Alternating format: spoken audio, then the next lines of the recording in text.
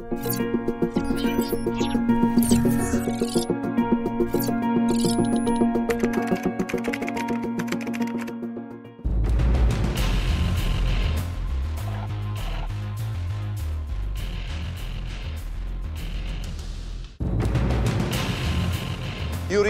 kwento mo, ano ang nirereklamo mo? Ang pananakit ng isang tatay ko na hindi po tanggap ang pagiging isang bakla ko. Gusto niya po akong maging isang tunay na lalaki. Ginawa ko din naman po lahat, pero Tito Boy, talagang pusong babae po talaga ako. Na kahit na sinasabi niya, wala akong anak na bakla, pero hindi ko na lang yun pinapansin. Ilan kayo magkakapatid? 7 po. Pangilan ka? Bunso po sa magkakapatid.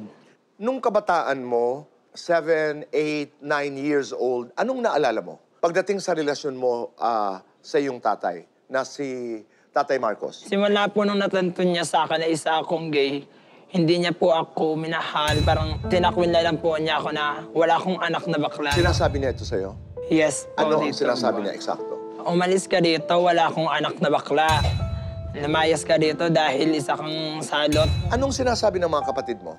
Hayaan niyo na lang kasi si tatay ganyan talaga yan. So sa akin, Tito Boy, okay lang na ganun ako ng tatay ko kasi tatay ko naman siya. Kahit ano sabihin sa akin na pambabatikos ng tatay ko, ay kaya ko pong tanggapin. Kaya mong tanggapin kahit mali? Dahil mahal ko ang tatay ko. Kahit nasabihan niya ako na wala akong anak na bakla, salot, dapat namatay. Yun po ay dapat tanggapin ko po, Tito Boy. Nasasabi mo ito sa kanya?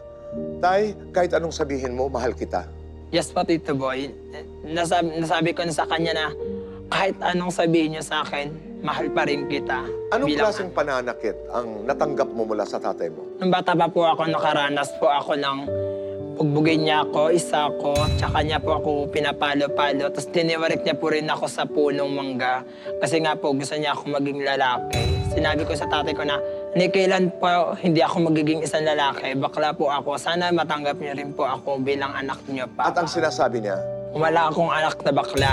Malas sa bakla, malas sa lipunan yung pagiging isang bakla. Lumayas ka sa harapan ko. So anong nangyari? Nag-aral ka, tumira ka sa bahay, nagtrabaho ka, anong kwento? Mas inano ko yung pagtatrabaho dahil yung magulang ko nga, hindi ako tanggap na bakla. Kumbaga, nag-rebelde po ako noon, nagtrabaho ako, bata pa lang po ako noon, lumayas na po ako. Hanggang sa hindi na po ako nag-stay sa amin dahil ayaw akong makita ng tatay ko. Anong edad kang nagtrabaho? Age of 15 po. Nakatapos ka ng Elementary lang elementary, tapos ikay namasukan. po. Bilang isang katulong.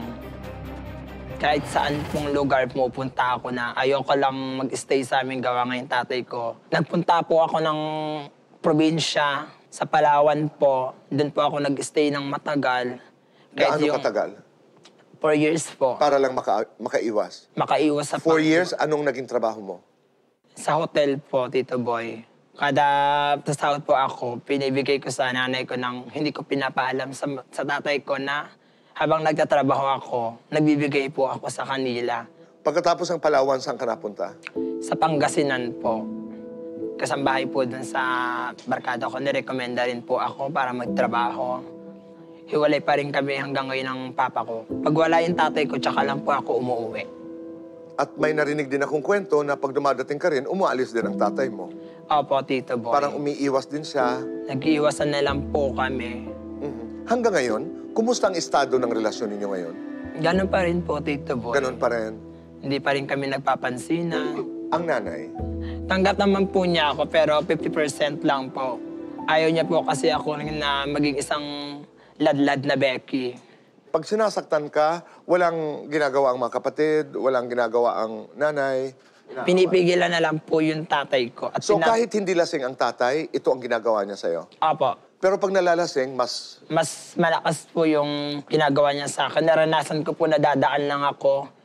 Binato niya ako ng baso. May mga pagkakataon din na pag nasa labas kayo ng bahay, napapahiya ka? Yes po, Tito Boy. Hindi ko na lang po pinapansin. Sinasabihan niya ako na, malas, mamatay ka na. Hindi naman kita anak.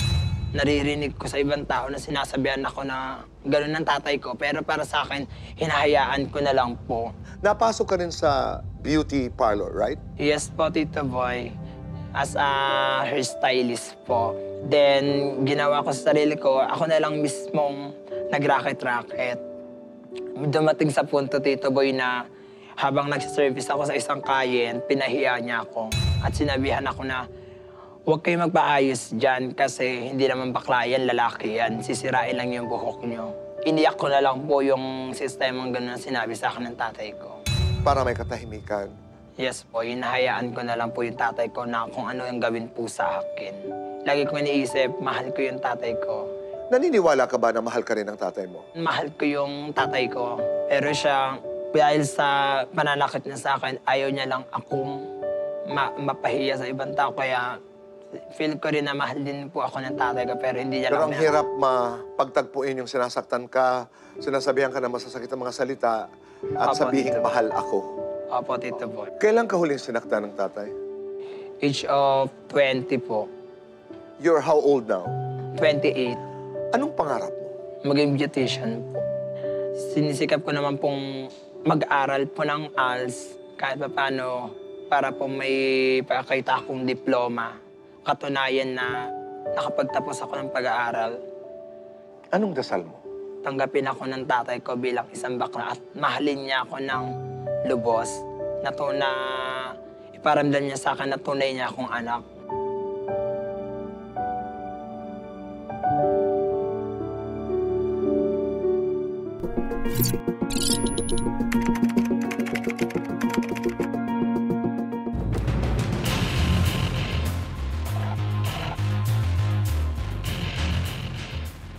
Tatay Marcos, napakinggan mo ang iyong anak na si Yuri. Ano ang iyong reaksyon, tatay?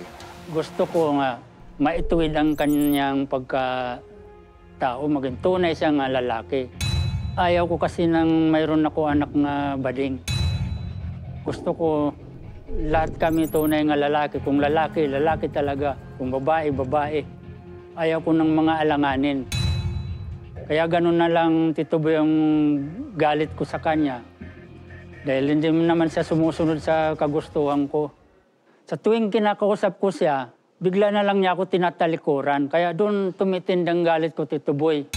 Naging bading na nga, tapos hindi pa nakikinig sa magulang. Ang pangarap ko kasi, Tito Boy, mag-aral. Para pagdating ng araw, hindi siya asa sa mga kapatid niya. Magkaroon siya ng sariling hanap buhay. At mamuhay siya ng maayos. Bago man ako tuluyan tumanda o mawala sa ibabaw ng mundo. Kaya pinipilit ko ituwid ang mga maling kilos niya o mga gawain. Pero tatay, may babae, may lalaki, may bakla, may lesbian. Alam ko po yon. Ang akin po pananaw, isa lang kasi ng ng Biblia ay dalawang klase. Isang tunay nga lalaki at isang tunay nga babae, walang alanganin. Tatay, ano ho ba ang ibig sabihin ng tunay na lalaki at tunay na babae? Ayaw ko po kasi, Tito Boy, yung nakikita kong kimbot-kimbot pag lumalakad, yung ginagaya niya mga galaw ng mga babae. Ang gusto ko, maging tunay siya nga lalaki. Kung anong galaw ko nung araw, nung kabataan ko pa, yun ang gusto niya. Pero tatay, tunay na tao ang iyong anak. Huwag natin lagyan ng kasarian. Alam ko po yun, Tito Boy. At ang tao po ay iginagalang, ang tao po ay hindi sinasaktan, ang tao po ay may karapatan. Ang ano ko po doon sa kanya, kung sakali hindi mababago ang pagiging bakla niya, gusto ko magsumikap siya magtrabaho at pag mayroon sa trabaho, ayaw ko yung bigla siya aalis pagka-sweldo. Halimbawa, nakasweldo siya, ang nagiging ugali kasi niya, pumupunta siya sa mga barkada na nakipag-inuman. Doon tumitindang galit ko, Tito Boy, sa kanya. Pero tay, bakit ho kayo umaabot sa pananakit? Ibiniti niyo ho siya ng patiwarik, inilagay sa sako, binabato, sinusuntok. Gusto ko po ma-disiplina yung mga kamalian niyang gawa. At para sa iyo yun ang pamamaraan ng pagdidisiplina. Yun po ang dapat kong gawin kasi hindi naman siya nakikinig sa akin. Naubos yung pera niya sa Doon sa barkada at hindi umuwi sa pamilya. Pag-uwi sa bahay, lasing. Tapos pag tinanong ko saan ka galing, hindi kumikibo. Siguro na asar sa akin, sabay alis. Kaya doon ko minsan napapagbuhatan ng kamay yun. Disiplina lang sa Hindi kanya. rin ka naluluoy. Hindi ka naaawa. Naluluoy man ako, Tito Boy. Kaya lang, siya naman, hindi rin naman sa akin na luluoy. Ano mahimo ko doon? Mahal niyo ho ba ang inyong anak? Mahal ko po siya, Tito Boy. Kaso, nararamdaman ko nga, parang hindi niya ako mahal dahil ayaw sumunod siya sa mga pinapayo ko sa kanya. Dahil ang hinihingi niyo naman po, tatay, ay baguhin ang kanyang pagkatao. Kung masusunod lang lahat ng kagustuhan ko, yung pagiging bakla niya, pwede ko i-adjust sa sarili ko. Tatanggapin ko. Kaya lang gusto ko magsumikap siya magtrabaho. Hindi yung puro barkada na lang. Yun ang gusto ko mangyari sa kanya. Dahil kung hindi niya susundin yung kagustuhan ko na yun, maaaring makalimutan ko sa bilang anak. Dahil gusto ko akong sundin niya, hindi yung siyang susundin ko. Dahil anak ko lang siya. Tay, maraming salamat. Narinig kita. Pagpatuloy natin ang kwentuhan natin kasama si Kuya Alan at Ate Pia. Salamat din po, Tito Boy.